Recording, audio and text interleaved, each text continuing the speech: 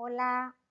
un gusto saludarlos virtualmente. Les pido mucha paciencia sobre esta forma de dar una clase a una computadora, aunque puede imaginarlos,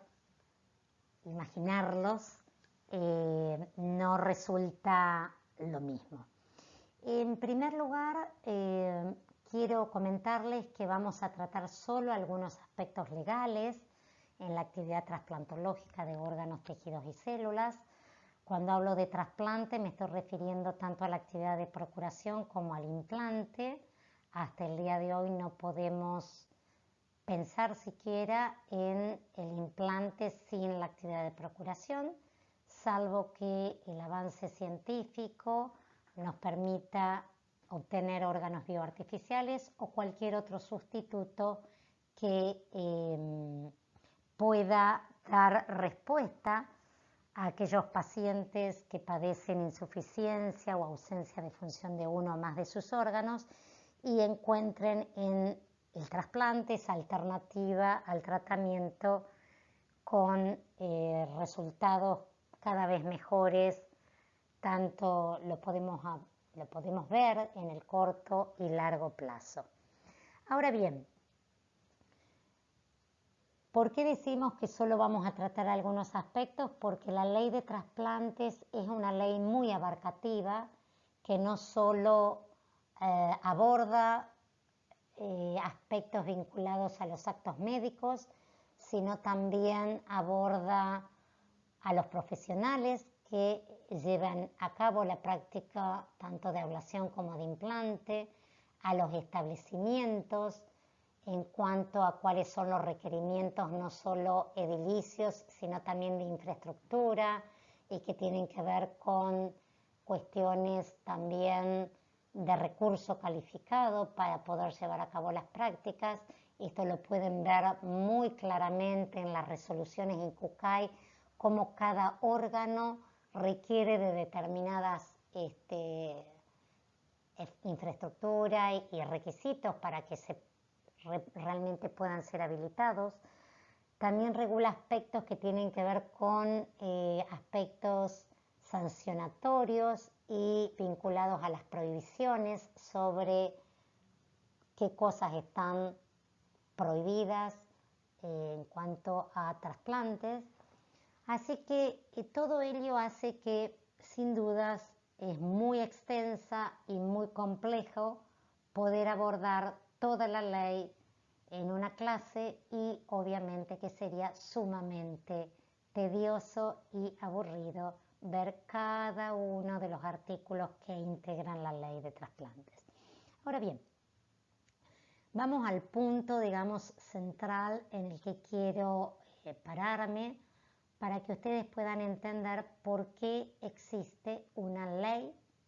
especial que regula un tema vinculado a la salud,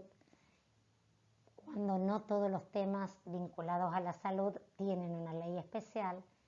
y por qué vamos a hablar de una ley nacional y no solo de leyes provinciales, cuando el tema salud, de acuerdo a la organización de nuestro Estado de Derecho basado en un sistema federal,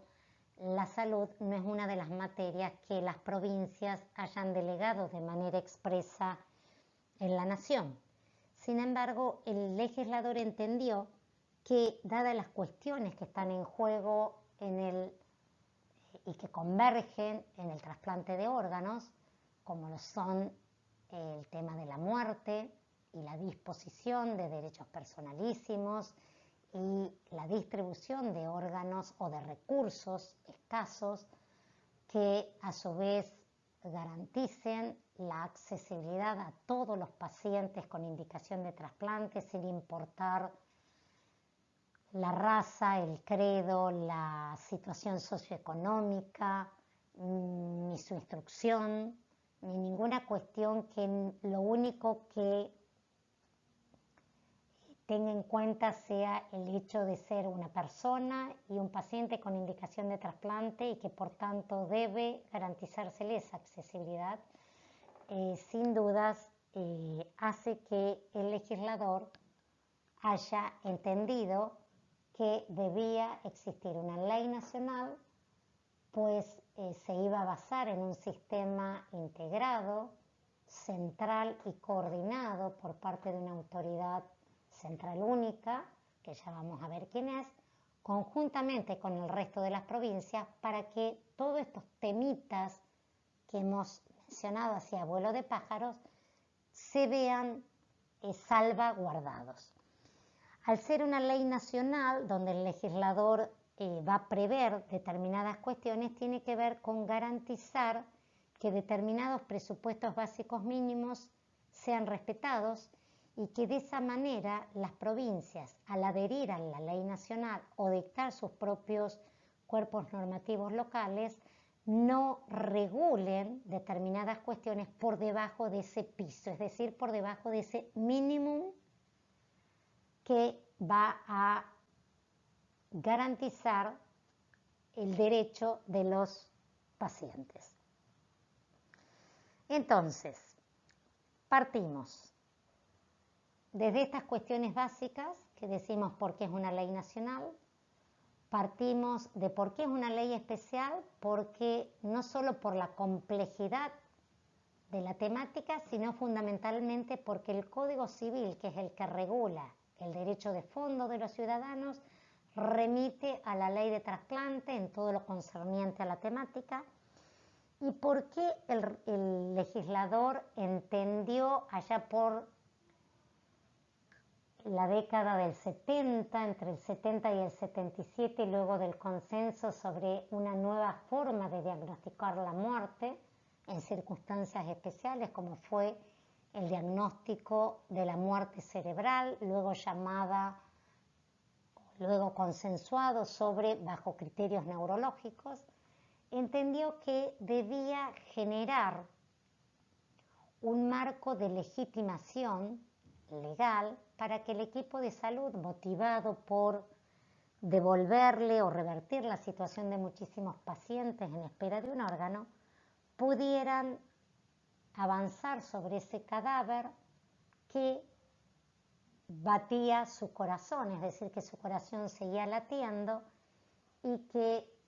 por lo tanto, también, con las medidas de soporte vital, también tenía temperatura. Esto, sin dudas, ubiquémonos siempre en el contexto en el cual, que no es el que tenemos hoy, más de 50 años después, el equipo de salud hacía los trasplantes, es decir, procuraba órganos de personas a las que se le diagnosticaba la muerte bajo criterios neurológicos y que hasta ese momento lo único que existía, no desde el punto de vista normativo, era el Código Civil escrito por Dalmacio Vélez Sarsfield en el siglo XIX, en el año 1871, código que rigió hasta el 2015, pero que hasta el año 77 no existía otra norma que receptara legalmente esta nueva forma de diagnosticar la muerte. Fíjense qué interesante que el trasplante de órganos como terapia médica, que es uno de los antecedentes de la bioética, ustedes ya lo van a ver bien con el doctor Eduardo Tanús,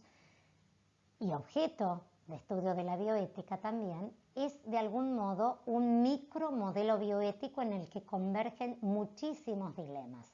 Uno de los primeros dilemas en torno del trasplante de órganos, allá por el año 1950, giraba en torno del dilema que provocaba el donante vivo, es decir, la mutilación del donante vivo. Luego, con más cantidad de trasplantes, siguieron, digamos, los dilemas en torno del carácter experimental del trasplante con donante vivo. Luego tuvo que ver con la nueva definición de muerte, allá por el año 60-70, el consenso de Harvard fue allá por el 68, 1968. Luego el dilema se trasladó al advenimiento de los nuevos inmunosupresores, luego con la organización que requería esta actividad y sobre todo cuando queríamos salvaguardar ese derecho de todo paciente con indicación de trasplante sin importar dónde vivía o sin importar cuán lejos estaba de los centros de trasplante. Entonces esa distribución y asignación de órganos se debía hacer de modo equitativo. Otro de los dilemas que surgieron, digamos, ya a partir del año 2000 con organizaciones bien consolidadas como tenemos en nuestro país mediante el INCUCAI y los organismos jurisdiccionales que trabajan de manera coordinada, estuvo en torno de la generación de medidas de acción positiva por parte del Estado para limitar la posibilidad del comercio de órganos y turismo trasplantológico. Y esto sin dudas sigue siendo un flagelo en muchas latitudes del mundo. En nuestro país esto no ocurre, pero de hecho en el año 2008 la Sociedad Internacional de Trasplante, a través de la Organización Mundial de la Salud, elaboró un documento conocido como Declaración de Estambul, y en la región nuestra de América Latina y el Caribe, 2 años más tarde, la Sociedad de Trasplantes de América Latina y el Caribe elaboró un documento conocido como Documento de Aguascalientes, donde, considerando las particularidades propias de nuestros países, se elaboró un documento proscribiendo el comercio de órganos. Esto, por supuesto, que no es suficiente, pero sí es una piedra fundamental o un hito fundamental donde los países pueden verse respaldados a la hora de denunciar prácticas mafiosas y contrarias a la ética médica y a la moral sobre prácticas que tengan que ver con el comercio de órganos. Seguramente el doctor Roberto Tanús les puede contar un poquito sobre lo que pasó en Costa Rica y cómo se pudo limitar algunas de estas prácticas que se estaban llevando a cabo. Dicho todo esto, que tiene que ver con estos dilemas y que siguen ocurriendo lamentablemente en muchos lugares del mundo, vamos a retomar el punto inicial que tiene que ver por qué el legislador se vio impulsado a receptar esta nueva forma de diagnóstico de muerte por el nuevo escenario en donde el equipo de salud iba a actuar sobre un cadáver, un cuerpo cadáver, donde el corazón de ese fallecido estaba latiendo. Esto sin dudas tiene que ver con estos temores que siguen existiendo y recelos acerca de la muerte bajo criterios neurológicos y que provienen principalmente de que no es un concepto fácil de entender para la gente común. Intuitivamente cualquier persona le costará comprender que su familiar o amigo está muerto si aún su corazón late y que parece vivo, y tampoco han contribuido mucho a disipar estos temores cuando todavía hoy a veces se le explica a la familia que a su hijo se le ha diagnosticado muerte encefálica y morirá tan pronto le retiremos el respirador que lo mantiene vivo. Esto sin duda nos lleva a respaldar lo que plantea el doctor Eduardo Tanús, y uno lo puede encontrar en las guías de buena práctica ético-legal del doctor Ignacio Magli, un maestro del derecho y de la bioética en estos temas, cuando lo que proponen justamente es desadjetivar la muerte, entender que la muerte es un evento único e inequívoco y que debemos desadjetivarlo para que no quede atado a estándares científicos dominantes y que no hablemos de muertes cardiorrespiratorias, muertes encefálicas. Debemos hablar de muerte sin más. En un futuro no muy lejano seguramente va a haber diagnósticos de muerte que nos lleven a hablar de muertes genómicas o mitocondriales, y en los tiempos que estamos viviendo ya escuchamos hablar de muertes coronavirus, de manera tal que debemos abonar esto de poder comunicar la muerte como muerte como quien da la noticia, al familiar o al amigo del fallecido, es decirle su pariente, su amigo ha muerto. Luego podremos explicar que se le ha diagnosticado la muerte bajo determinados criterios u otros,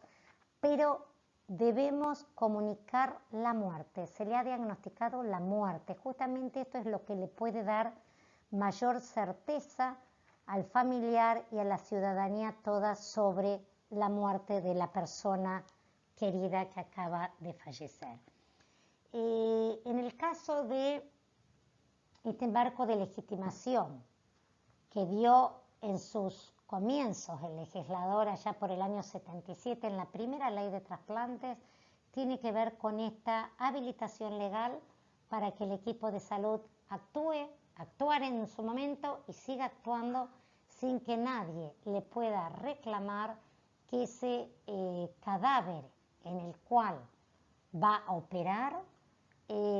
lo esté haciendo sobre un cadáver que no sea tal. Entonces, ese diagnóstico cierto y comunicado de esa manera va a permitir que el equipo de salud actúe sobre ese cadáver, sea para ablacionar los órganos y tejidos para implante o para investigación, o en el caso de que no sea para obtener los órganos para donación, sin más para retirarle el soporte vital. No hacerlo supone una futilidad médica, supone un engaño al familiar de que su familiar está muerto pero no está del todo muerto, es decir, esta comunicación errónea y confusa que se hace, y además supone una mala praxis médica porque se está afectando recursos en salud sin necesidad de sostener ese cadáver si es que no se van a obtener los órganos para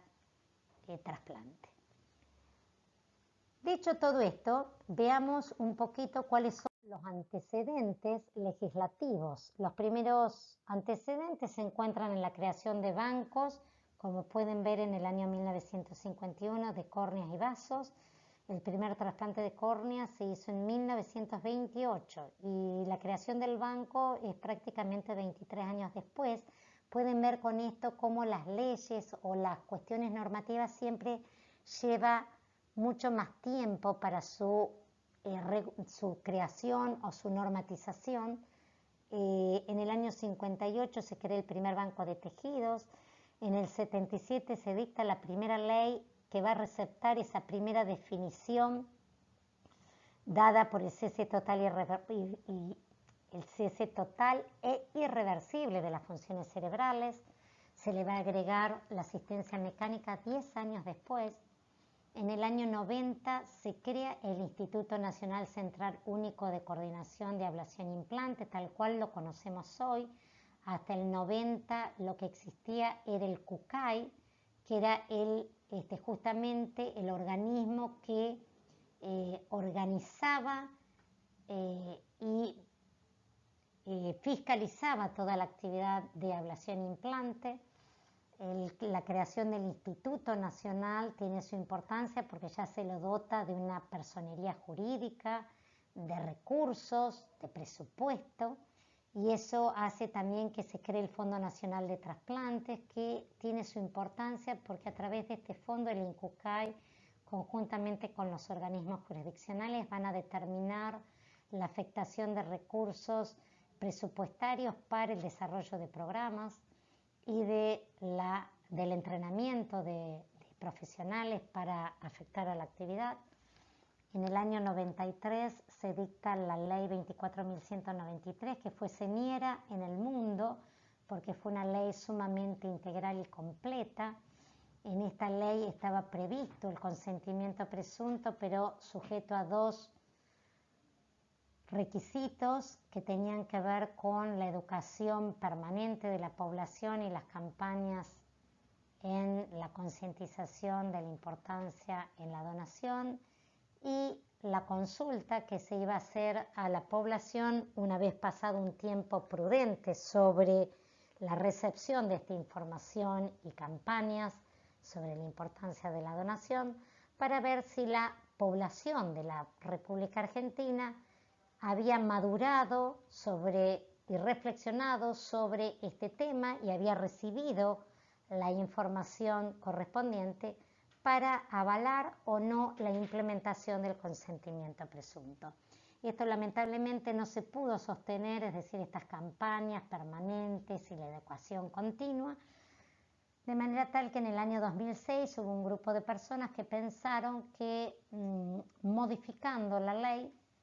en este aspecto del consentimiento presunto podía aumentarse el pool de donantes. También se modificó la integración del directorio del INCUCAI, se suprimieron 2 directorios, uno era por afacimera, es decir, que representaba las facultades de medicinas del país, y el otro por concurso de antecedentes. El comportamiento de la figura del consentimiento presunto en la ley 24.193, sujeto a 2 condiciones. Por la ley 26.066 lo que se hizo es dejar la consulta del último testimonio de voluntad del fallecido en un orden decreciente a los familiares, previstos en un artículo 21 de la ley, y si bien la familia no autorizaba, pero sí era la voz en esa declaración jurada de cuál había sido la última voluntad del fallecido. En el año 2018, la figura del consentimiento presunto atenuado pasa a ser un consentimiento presunto riguroso, se deroga la ley anterior y rige la ley 27.447. Ustedes pueden recordar seguramente cómo adquirió estado público en todos los medios de comunicación la sanción y promulgación de manera unánime por todos los legisladores por el impulso de esta nueva ley en la que se implementa sin más la figura del consentimiento presunto riguroso. Ahora bien, ¿por qué deberíamos saber sobre una ley de trasplantes? Si en realidad ni los abogados sabemos de todas las leyes, aunque nadie puede expresar o justificar su error o desconocimiento de alguna ley cuando quiere justificar o utilizarlo como eximente de responsabilidad. En la ley de trasplantes necesariamente, disculpen el corte, pero quería tomar alguna bebida. Como ciudadano debemos conocer el alcance de este precepto de la ley de trasplantes porque hace al derecho de poder ejercer voluntariamente mi decisión respecto de la donación. Es decir, respecto a si quiero ser donante o si no quiero serlo. Sobre todo cuando hoy tenemos un precepto riguroso que el Estado presume que si un ciudadano no se ha manifestado de manera expresa y negativa por la donación de órganos, será considerado donante y posiblemente si esa persona desconoce el alcance de este precepto, no hubiera dejado de hacer algún trámite si realmente su voluntad era la de no ser donante. Como miembro del equipo de salud, primero porque forma parte de los objetivos institucionales hoy en cualquier establecimiento donde haya prácticas trasplantológicas, forma parte el aspirar a aumentar el pool de donantes, es decir, es uno de los objetivos institucionales detectar potenciales donantes. Segundo, porque sin duda los donantes, sobre todo aquellos diagnosticados con muerte bajo criterios neurológicos, se dan en las unidades de terapia intensiva. Por lo tanto, las terapias intensivas son generadoras naturalmente de donantes de órganos. Tercero, porque los tejidos los obtenemos fundamentalmente en los servicios de internación, porque generalmente la parada cardiorrespiratoria se da en los servicios de internación. Y finalmente porque la ley ha incorporado servicios de procuración y también ha incorporado como una materia obligatoria el capacitar al equipo de salud y ejercitarlos y entrenarlos en la comunicación que tiene que ver no solo cómo comunicamos la muerte, sino cómo comunicamos también todo lo que tiene que ver con la donación de órganos. Ahora bien, cuando hablamos de una ley, claramente estamos, en primer lugar, tenemos que ver sobre qué versa la ley, pero también en qué ámbito se aplica una ley.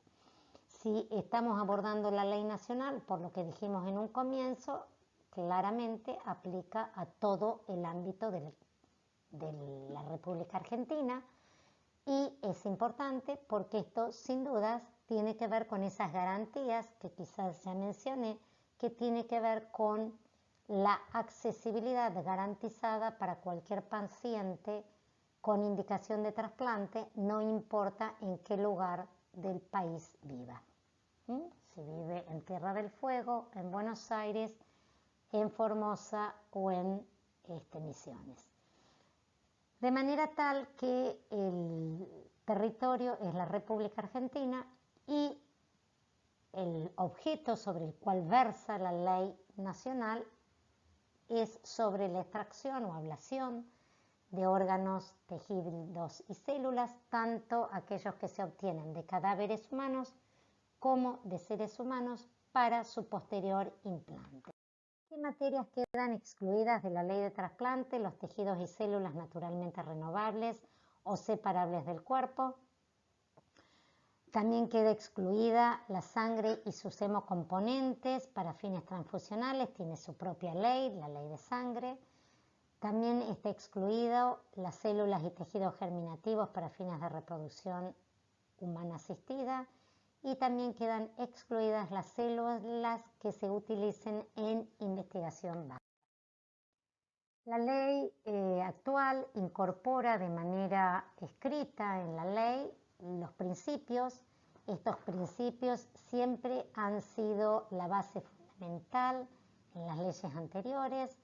que están vinculados al respeto por la dignidad en esa dimensión kantiana, entendida como que cualquier ser humano, por el solo hecho de ser persona, merece ser respetada, debe ser considerada un fin en sí misma y nunca puede ser tratada como un PMO, es decir, no puede tener un precio ni ser utilizada como medio u objeto, por lo tanto no puede ser materia de contrato porque pertenece justamente esa dignidad al campo de esos derechos personalísimos donde la característica fundamental es la extrapatrimonialidad. Autonomía entendida como el gobierno de uno mismo, es decir, el poder dictar mis propias normas, autopropio, nomonormas, y tiene que ver justamente con el ejercicio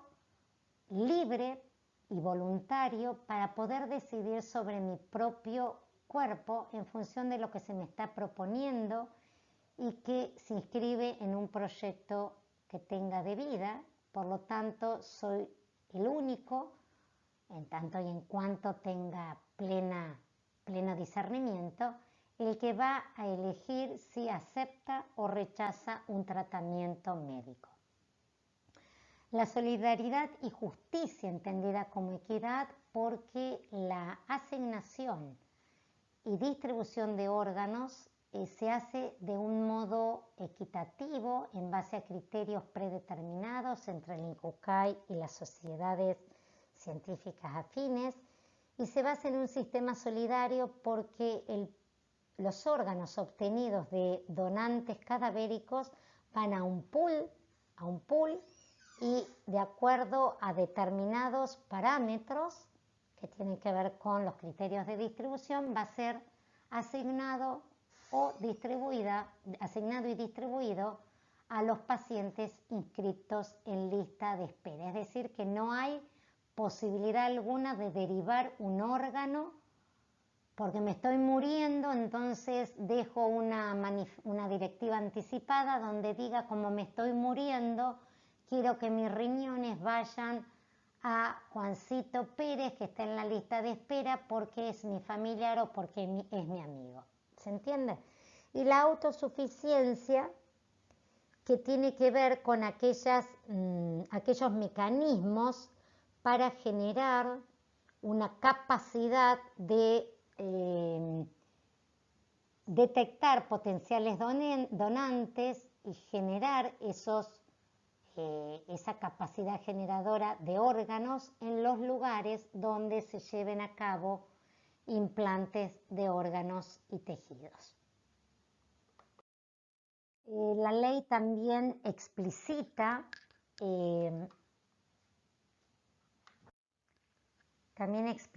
decía, los derechos de los donantes y receptores. Ustedes pueden ver uno de los derechos que figura en esta diapositiva, tiene que ver con la intimidad, la privacidad y la confidencialidad, que sin duda son reglas básicas del secreto médico, reglas éticas en donde claramente la práctica trasplantológica está comprometida y que aseguran, digamos, que el concepto, digamos, esbozado ya por Hipócrates en el siglo IV a.C., que tiene que ver con todo aquello que vinculado al tratamiento que se le da al paciente y escuchar en el marco de esa relación médico-paciente, o incluso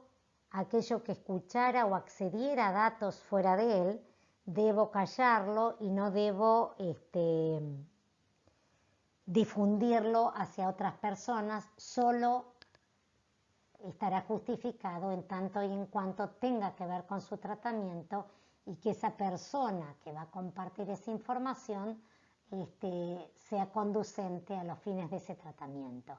Sin duda que la intimidad, su contenido, digamos, está referido a esa zona o a ese reducto donde se esconden los sentimientos más profundos del ser humano, ¿no? Que están vinculados a los deseos, a las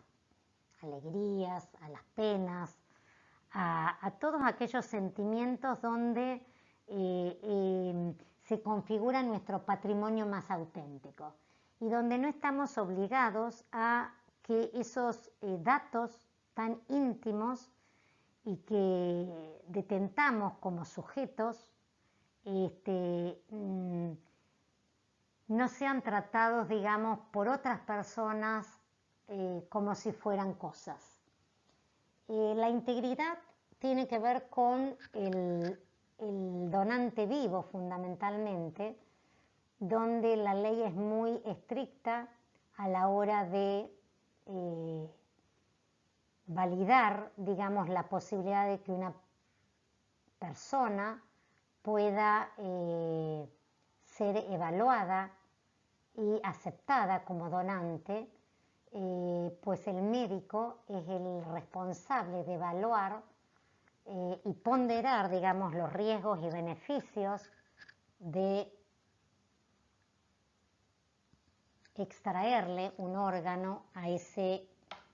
donante. Piensen que ese donante no es un paciente, pero que sí se va a transformar en un paciente a la hora de ser intervenido para poder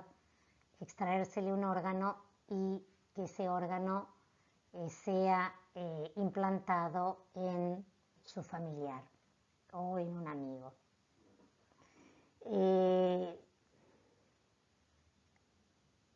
Información, esto está atado a la regla del consentimiento informado, como una regla que deviene del principio de autonomía y que claramente tiene que ver con ese proceso dialógico continuo que se debe dar entre el médico y el paciente, donde de manera veraz, oportuna en un lenguaje coloquial, de acuerdo al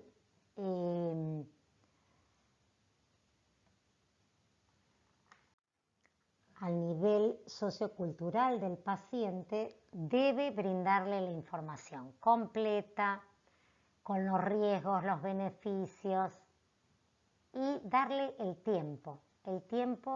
para que ese paciente reflexione sobre lo que se le propone y que ese paciente, en base a su proyecto de vida, pueda aceptar o rechazar el tratamiento que se le está proponiendo. De ahí que se hable de consentir. Difícilmente puedo consentir si no he recibido información. Entonces, consentimiento informado y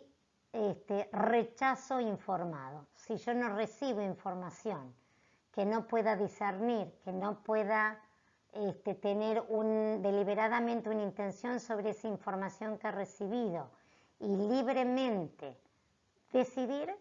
el acto nunca va a ser voluntario y por lo tanto ese rechazo informado o ese consentimiento informado será pasible de alguna impugnación. Uno de los temas interesantes que incorpora la nueva ley tiene que ver con la prioridad que se le da al paciente, al que estando con un operativo en curso,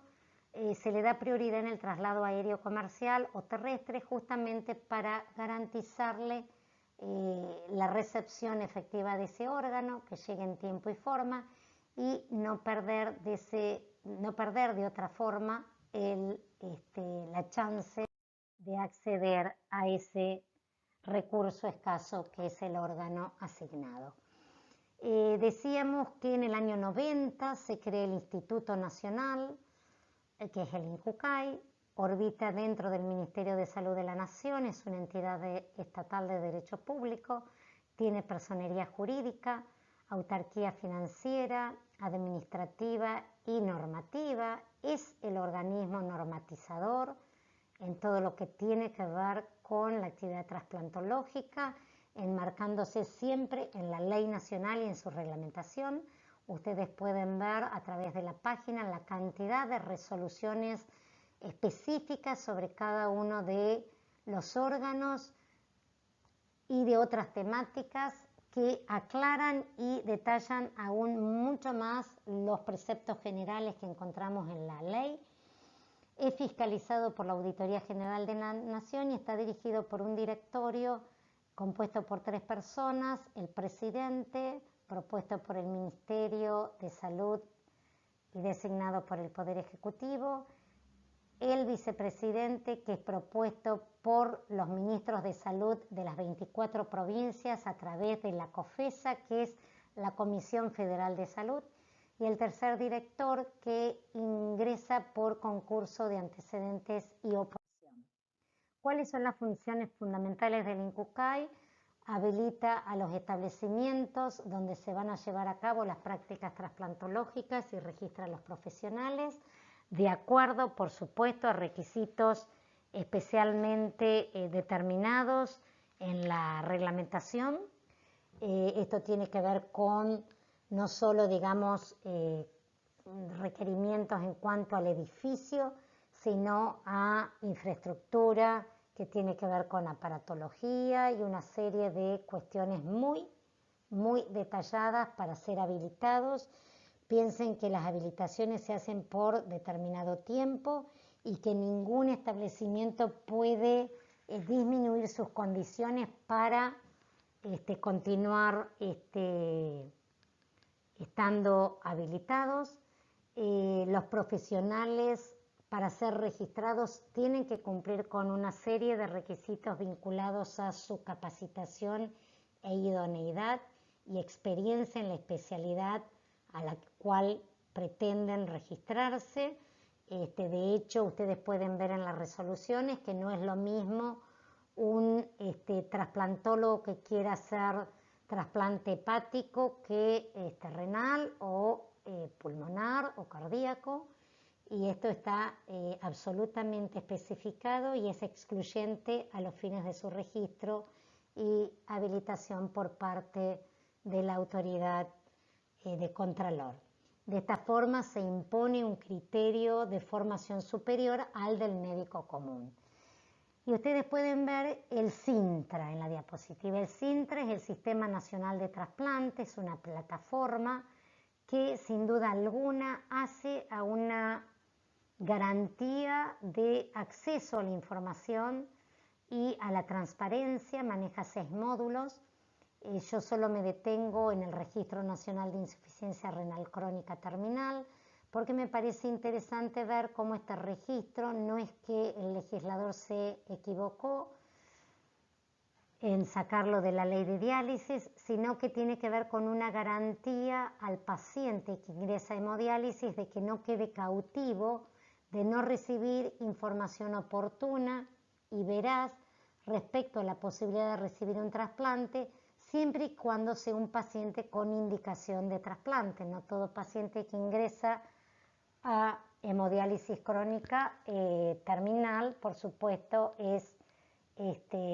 pasible de recibir un trasplante. Esto impone la obligación a los directores de los centros de diálisis de incorporar y avisar al organismo jurisdiccional de los pacientes que ingresan a hemodiálisis y además de inscribir en tiempo y forma a aquel paciente que ha recibido, por supuesto, también en tiempo y forma la información y acepta la inscripción en lista de espera. También tenemos casos de pacientes con indicación de trasplante que no han querido inscribirse en lista de espera y prefieren continuar con la hemodiálisis. Esto permite también a los organismos jurisdiccionales, conjuntamente con el INCUCAI, en verificar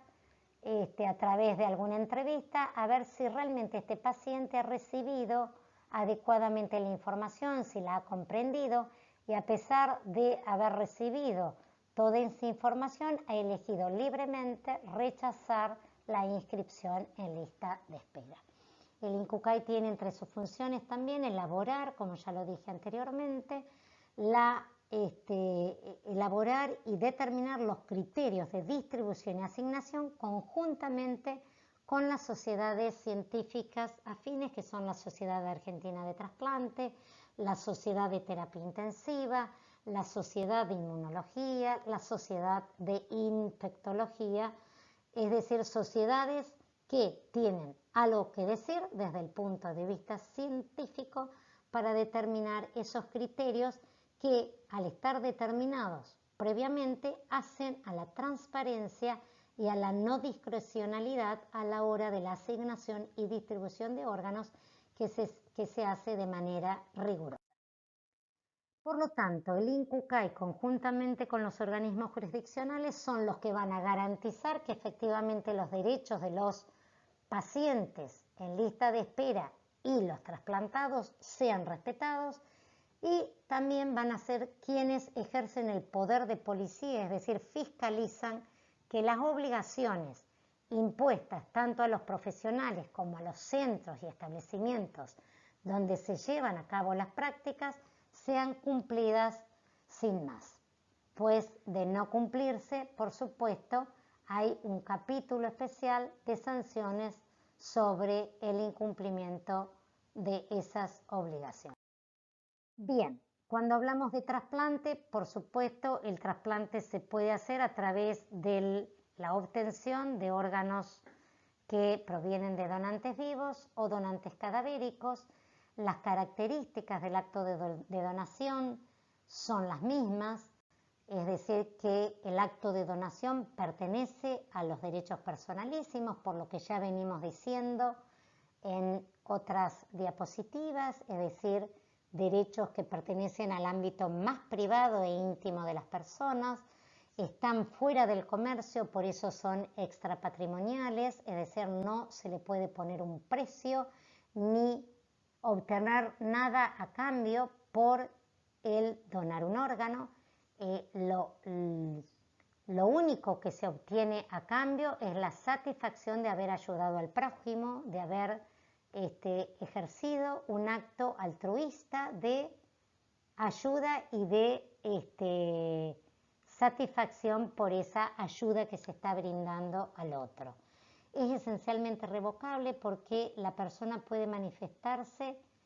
tantas veces como lo crea necesario por el sí o por el no. Y esa revocabilidad no le va a traer aparejada ninguna consecuencia perjudicial hacia su persona ni hacia sus familiares.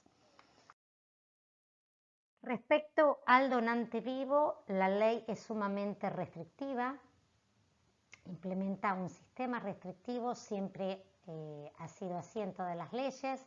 que tienen que ver con la capacidad, la mayoría de edad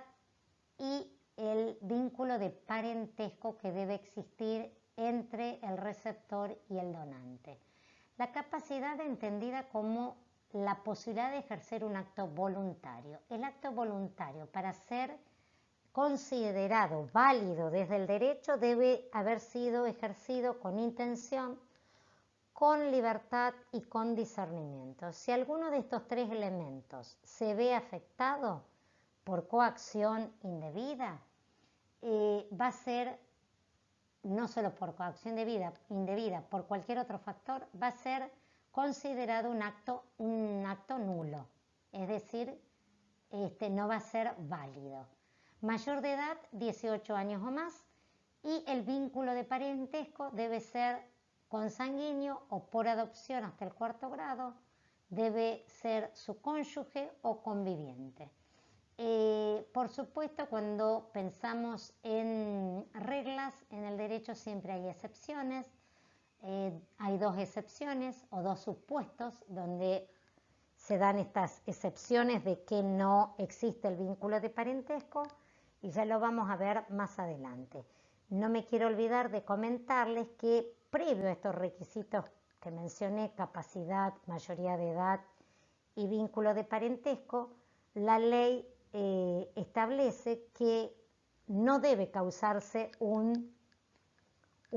perjuicio en la salud del donante, un grave perjuicio, y que la salud del receptor, las perspectivas de éxito en la salud del receptor sean lo suficientemente apreciables. Es decir, no se puede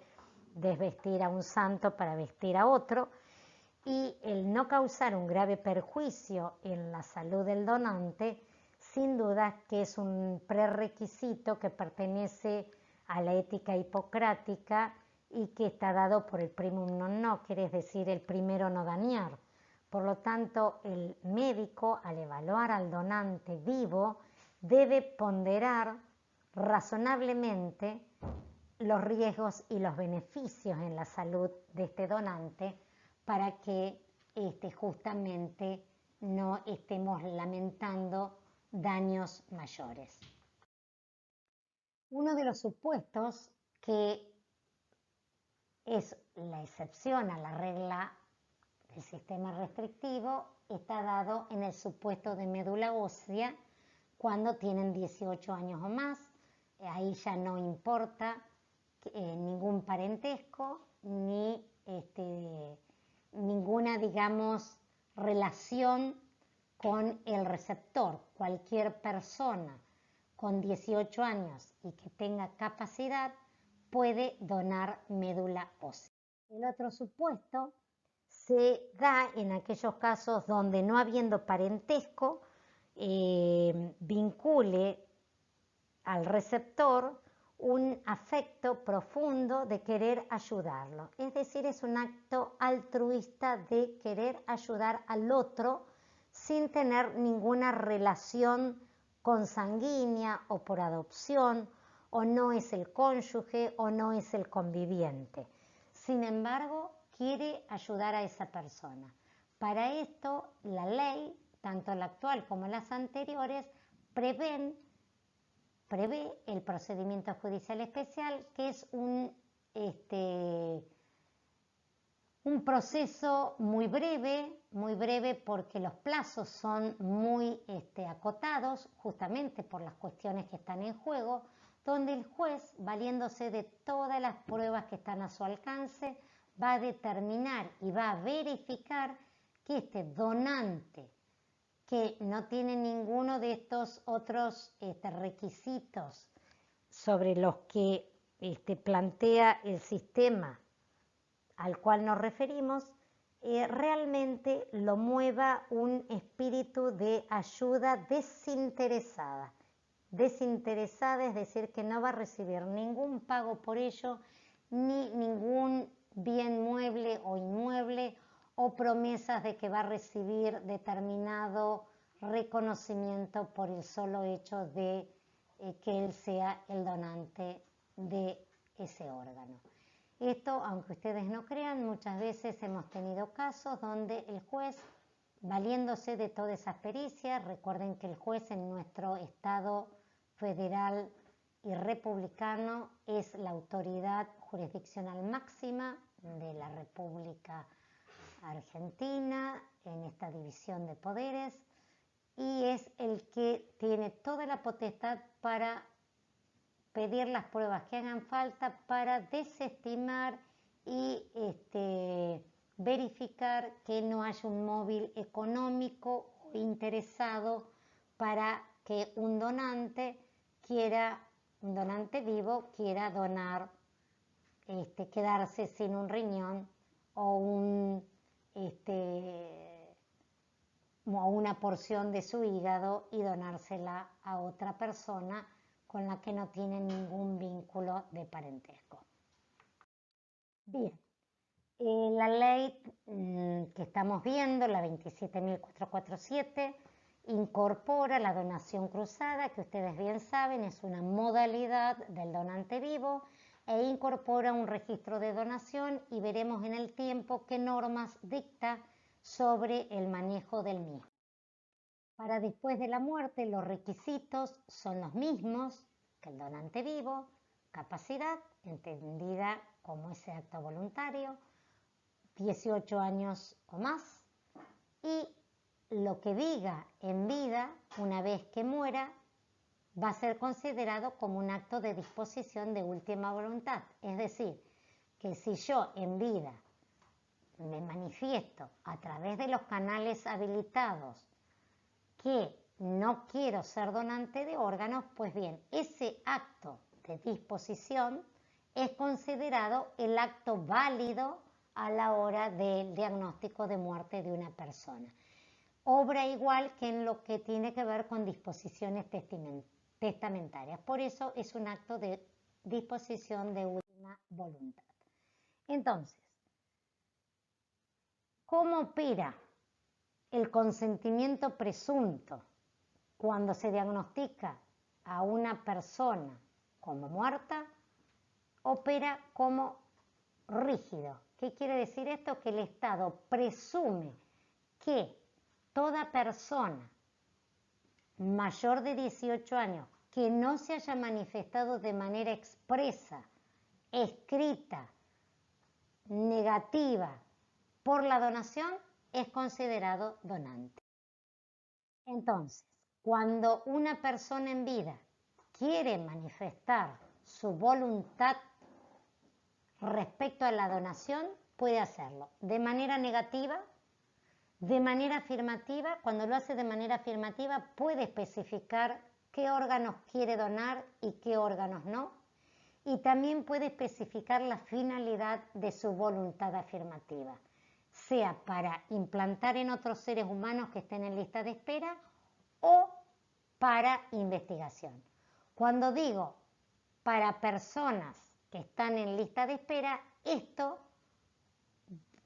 reafirma lo que ya dije anteriormente, que la solidaridad de nuestro sistema está basado justamente en la integración de ese pool de órganos, donde los órganos obtenidos de los donantes cadavéricos están allí y se distribuyen y asignan desde ese pool de acuerdo a criterios previamente establecidos de manera rigurosa. Es decir, ninguna persona en vida puede direccionar los órganos que dona para después de su muerte. ¿Cuáles son los canales habilitados que dije? El INCUCAI y organismos jurisdiccionales en provincia de Buenos Aires y en Ciudad de La Plata, por supuesto, es el CUCAIBA. En la Ciudad Autónoma de Buenos Aires es el Instituto de Trasplante y así en cada una de las 24 provincias de la República Argentina están los organismos jurisdiccionales provinciales, que son las autoridades sanitarias jurisdiccionales en materia trasplantológica. Y el Registro Nacional de las Personas y también el Correo Oficial de la República Argentina. Todos estos trámites impuestos a los ciudadanos para hacer valer su voluntad respecto a la donación de órganos, por supuesto que no tienen cargo alguno, es decir, son gratuitos. Cuando digo no tienen cargo, me refiero al pago de una suma dineraria por ello, pero sí están a cargo de cada uno de nosotros como ciudadanos el tener que manifestarnos a través de estos canales, especialmente si no quiere alguien ser donante, porque si no, de otro modo, el Estado presume su consentimiento. Si no hay registro, es una de las preguntas que en general se hace, porque justamente estos canales habilitados que toman la voluntad del ciudadano, si bien están online,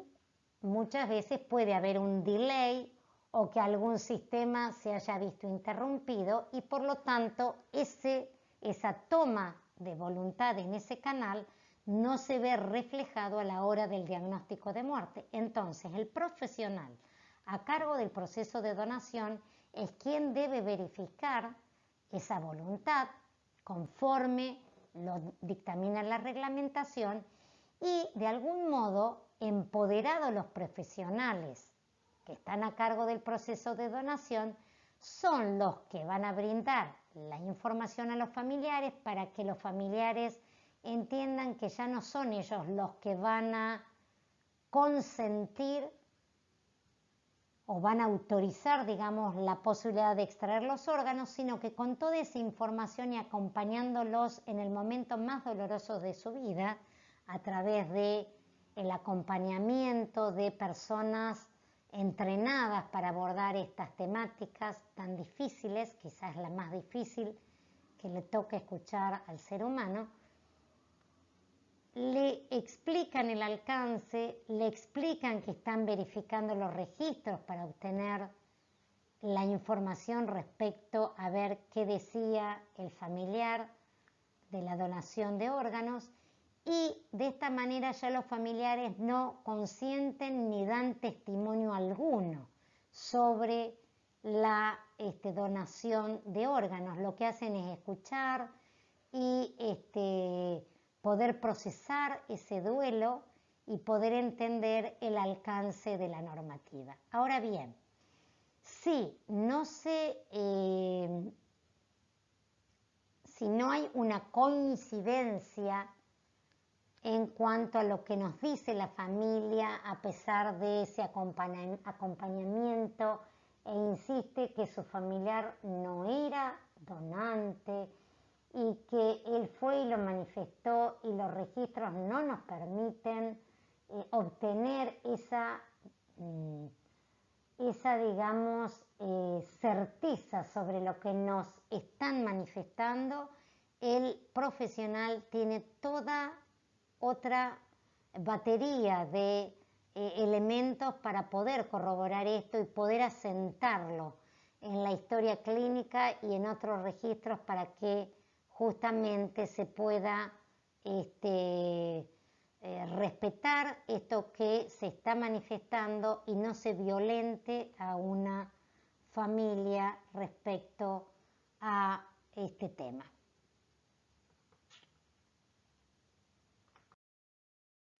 ¿Qué pasa con los menores? Los menores obviamente no tienen 18 años, por lo tanto no pueden manifestarse ni en vida para después de la muerte, ni ser donantes vivos, obviamente, digamos, no pueden ellos decidir sobre la donación. Quienes subrogan esta capacidad, digamos, plena de los menores son los progenitores, es decir, mamá y papá,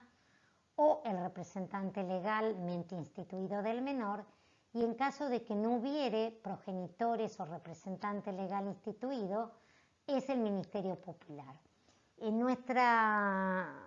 ordenamiento jurídico, la Convención de los Derechos de los Niños, Niñas y Adolescentes tiene el mismo rango constitucional que la Constitución misma. Por lo tanto, de acuerdo a la supremacía normativa, esta convención lo que ha modificado es que el niño es considerado un sujeto de derecho y por lo tanto el bien protegido es el superior interés del niño. Por lo tanto, lo que se protege es ese interés del niño, y de ahí que quienes puedan decidir sobre el cadáver de ese niño son sus progenitores, y la ley nueva lo que dice es, o agrega, que puede decidir aquel que se encuentre presente en el momento del deceso. Esto obviamente se refiere a aquellos padres, es decir, madre y padre progenitores, que compartan la responsabilidad parental. Antiguamente se conocía como patria potestad. Entonces, obviamente que el legislador entiende que aquella mamá o papá que se encuentre en el momento del deceso y autoriza para la ablación compartiendo esa responsabilidad parental, es porque tiene el consentimiento del otro, que posiblemente no se encuentre en ese momento por un hecho fortuito, es decir, sea porque se retiró a buscar ropa, o se retiró para buscar alguna documentación que hace falta, o porque esté trabajando, o porque esté atendiendo al resto de hijos y no puede estar de manera permanente en el lugar donde estaba internado el menor. Es decir, que esto da por supuesto que cuando hablamos de progenitores que comparten la responsabilidad parental, el que se encuentra presente en el momento del deceso es porque cuenta con el consentimiento del otro. Porque si hay falta de consentimiento entre alguno de ellos, elimina la posibilidad de ablacionar el cadáver del menor. Ahora bien, cuando la responsabilidad parental no es compartida, es decir, que solo la detenta un solo progenitor, la posibilidad de autorizar es solamente de ese papá o mamá. Y en ausencia, como ya dije, de padres o representantes legalmente instituidos, es el Ministerio Popular el que va a autorizar o denegar la posibilidad de ablacionar el cadáver del menor.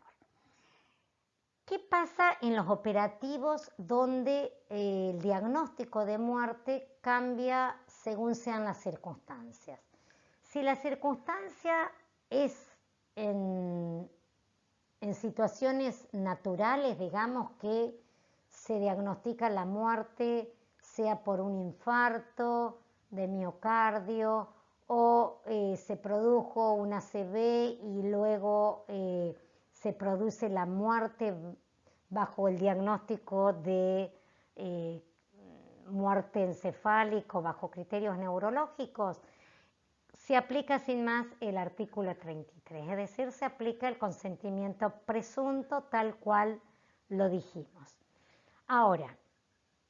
cuando el diagnóstico de muerte se produce en circunstancias violentas,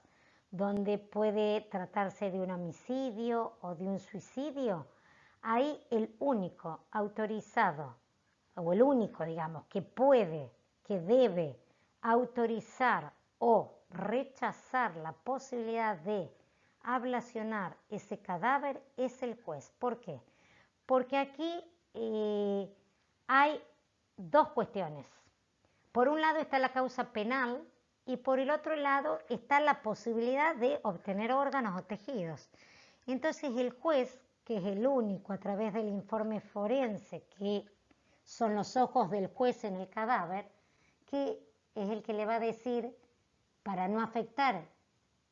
el examen autopsial, qué órgano o qué tejido se puede extraer sin que se vea afectado para que no afecte esa justamente causa penal donde van a tener que seguir investigando el juez y todos los que operan, digamos, en esa causa para determinar finalmente, al cabo de un tiempo, cuál fue la causa por la cual murió esa persona. Si realmente es como nos informaban los familiares de que se cayó de la escalera, si realmente un menor que muere en circunstancias violentas es porque se cayó de la cunita o es que realmente se trató de un maltrato familiar y terminó no teniendo signos vitales y murió. Es decir, aquel juez es el responsable jurisdiccional de que a través de ese informe del forense no se afecten pruebas fundamentales para poder determinar la responsabilidad de personas en estas circunstancias que puede finalmente concluir en que se trató de un homicidio y quiénes son los responsables penales y que deberán cumplir con una condena y una pena por esto, o se trató de un suicidio o se trató realmente de un accidente. Entonces, cuando estamos frente a un diagnóstico en circunstancias violentas, claramente es el juez. Ahora, si estamos en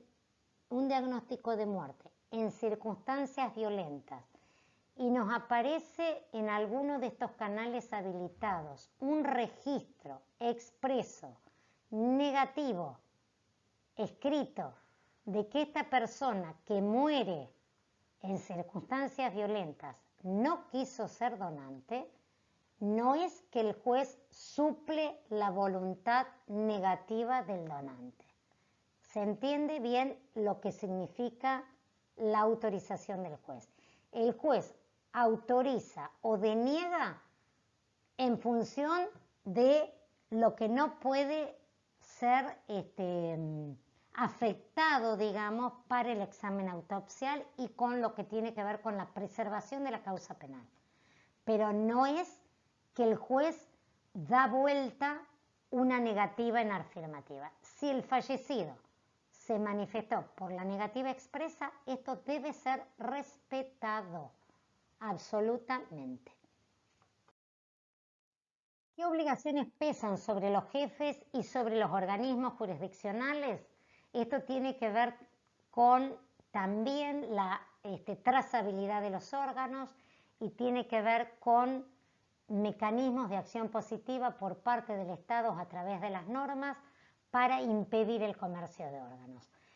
Informar al juez interviniente sobre cuáles fueron los órganos extraídos o ablacionados en relación con los autorizados, en qué estado se encontraban esos órganos y tejidos y si existieron o surgieron impedimentos para poder extraerlos y cuál fue la técnica de extracción o ablación utilizada. Sobre el organismo jurisdiccional, es decir, sobre Cucaiba, sobre Instituto de Trasplantes, sobre el INCUCAI, pesa la obligación de informar al juez interviniente cuál fue el destino de los órganos, en qué establecimientos se llevaron a cabo los implantes de esos órganos, cuáles fueron los equipos de transporte utilizados. Recuerden que se puede hacer vía aérea o terrestre según la distancia que exista hacia el centro de trasplante donde el paciente al que se le asignó el órgano va a ser implantado, cuáles fueron los datos de los receptores o receptor. Recuerden que cuando tenemos un donante multiorgánico se pueden trasplantar hasta 8 personas en lista de espera, de manera tal que toda esta información, sin dudas alguna, nos da una trazabilidad impecable desde la detección de ese potencial donante hasta finalmente el implante de los órganos o tejidos ablacionados, sea para implante o que alguno por su estado o condición no pudieron ser extraídos o siendo extraídos han tenido que ser descartados por el estado en el que se encontraban. De manera tal que de esa forma el juez puede ver todo el recorrido desde la extracción de los órganos y tejidos hasta su último destino, sea un receptor o el descarte. Nosotros en la Ciudad Autónoma de Buenos Aires, para que no trascienda, digamos, los datos tan fácilmente en un papel en los juzgados donde pasan por distintas manos los expedientes, y pueda filtrarse los datos de los receptores y que la familia donante pueda acceder, y por ese mecanismo, creo haberles comentado, de transferencia, de que su familiar fallecido por ese órgano o esos órganos que donó estén en el cuerpo de varios de ellos, pueda creer que finalmente su ser querido de algún modo esté en el cuerpo, y sientan que su familiar está ahí y quieran tener algún vínculo cercano. Se ha consensuado con el presidente de la Cámara del Crimen y consensuado con todos los juzgados criminales que se les pasa solamente el proceso de donación, el número, y que ellos a través del SINDRA pueden verificar todos estos otros datos a los que acabo de mencionarles. De esa manera se preserva el anonimato y se preserva sin dudas la identidad y la intimidad de las familias receptoras, para que las familias donantes no se vean, digamos, tentados por ese dolor tan grande que tienen y que quieren de algún modo recuperar al familiar perdido. En cuanto a la definición de muerte, la ley actual lo que hace es prever ambos ceses que tienen que ver con funciones circulatorias irreversibles y funciones encefálicas, ese cese irreversible, que deben ser reconocidos mediante examen clínico adecuado tras un periodo apropiado de observación, y establece como hora de muerte aquella en la que se completa el diagnóstico. Esto difiere de la ley anterior, por cuanto la ley anterior hablaba de una verificación acumulada e ininterrumpida durante 6 horas de signos que debían sostenerse, irreversibles por supuesto,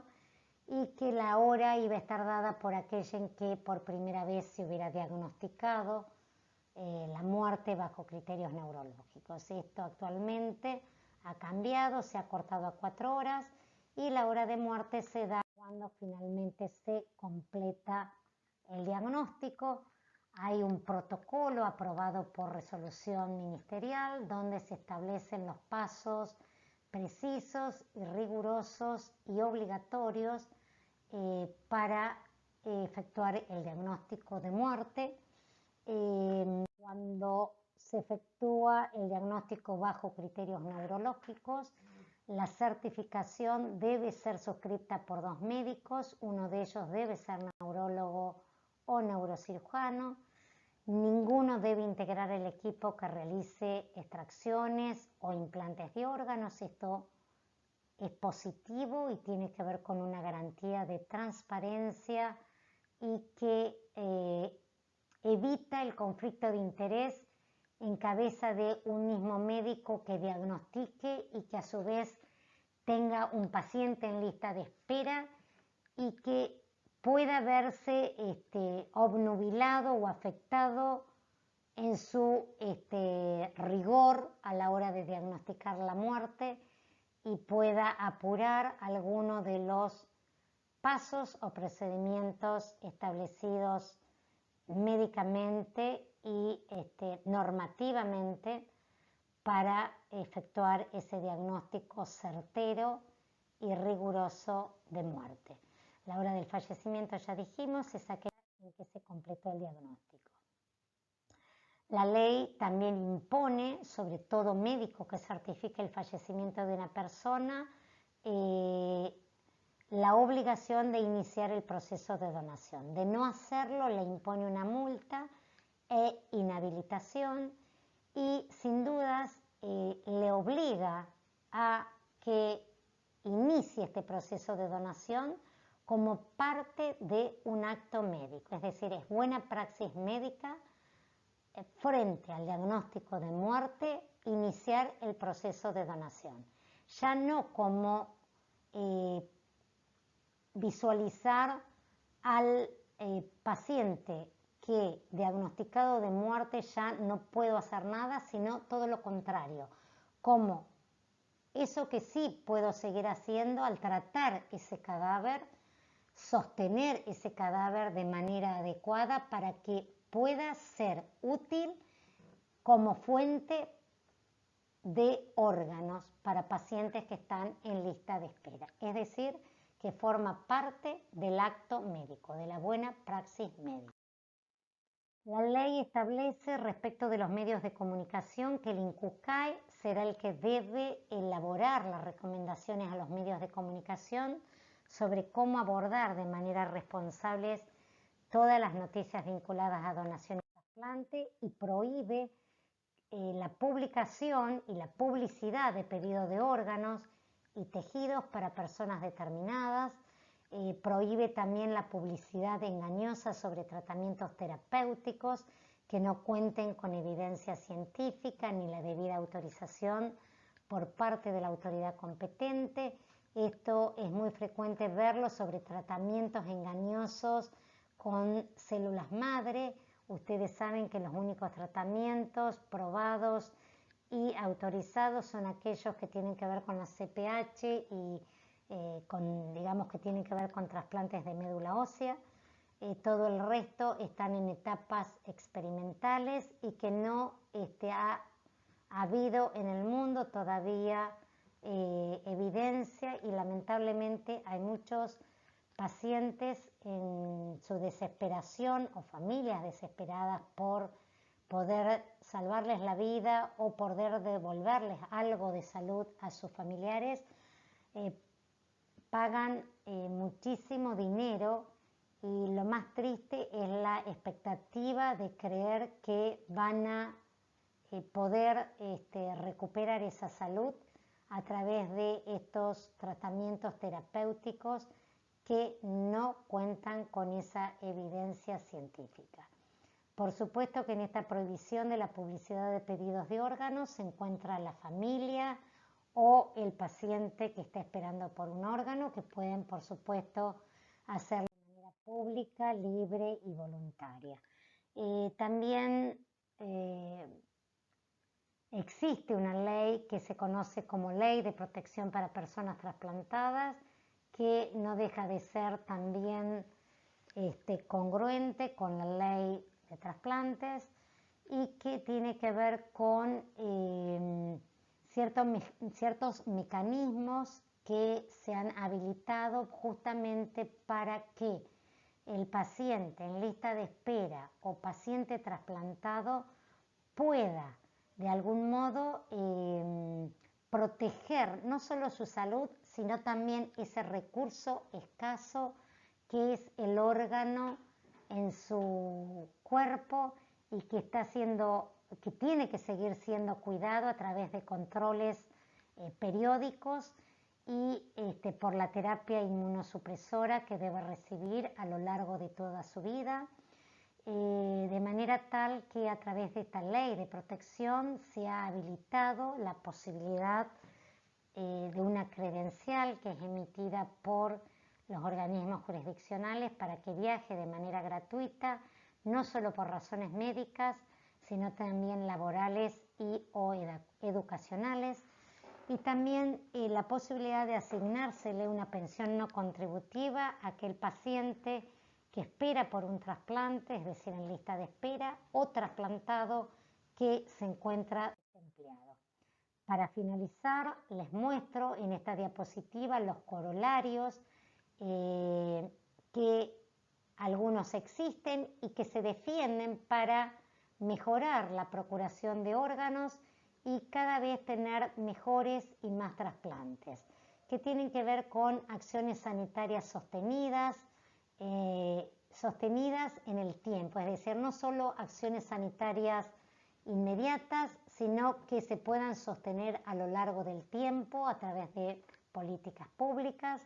mediante una educación permanente en los niveles formales de los establecimientos educativos, no solo en el primario, secundario, sino también en las facultades de medicinas de todas las universidades, una campaña permanente sobre la concientización en la importancia de donar los órganos, la equidad entendida como lo que ya dijimos en ese sistema solidario donde los órganos son distribuidos de manera equitativa en base a criterios específicos y determinados, y también sobre la cobertura que tienen los pacientes con indicación de trasplante, que tienen una cobertura tanto en la evaluación pretrasplante, en el trasplante mismo y en el post-trasplante, con toda la medicación inmunosupresora y toda la cobertura al 100% sobre todos los estudios que se deban hacer, no solo por aquellos estudios vinculados directamente al trasplante, sino también respecto de otros estudios indicados por otros médicos que no solo, digamos, están directamente vinculados a su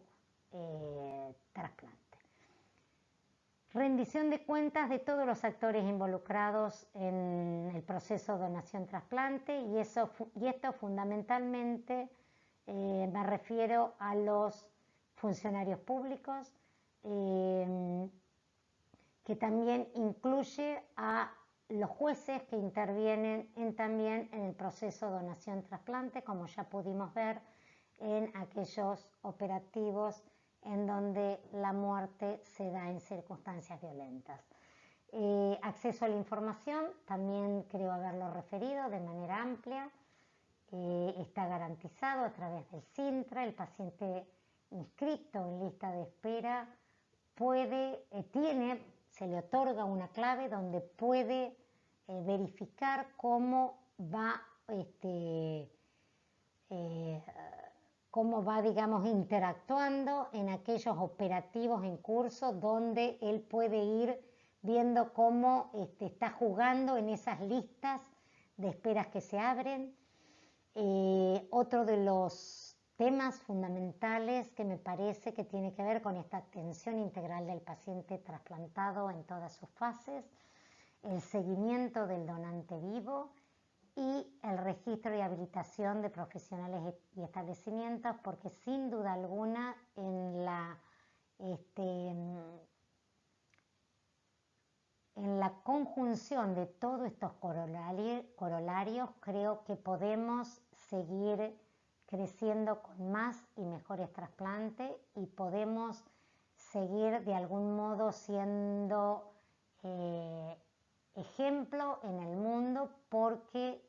tenemos una larga trayectoria trasplantológica con trasplantólogos que están a la altura de los mejores del mundo, y que nuestro sistema, es decir, la organización que tiene prevista nuestro sistema a través de nuestras leyes, de nuestro organismo central nacional y de nuestros organismos jurisdiccionales, y mediante los equipos de trasplante que se ajustan a todas estas normativas, podemos decir que tenemos un sistema robusto, muy desarrollado, y que mediante cada una de estos temas podemos sin duda seguir creciendo y aumentar de manera adecuada nuestro pool de donantes para poder dar respuesta a una lista de espera cada vez más voluminosa. Gracias por la escucha atenta. perdón por la clase de esta manera que no estoy tan entrenada y quedo a disposición por todas las consultas que quieran hacerme llegar mediante mails o en la próxima clase que vamos a tener abierta donde ustedes puedan plantear sus dudas.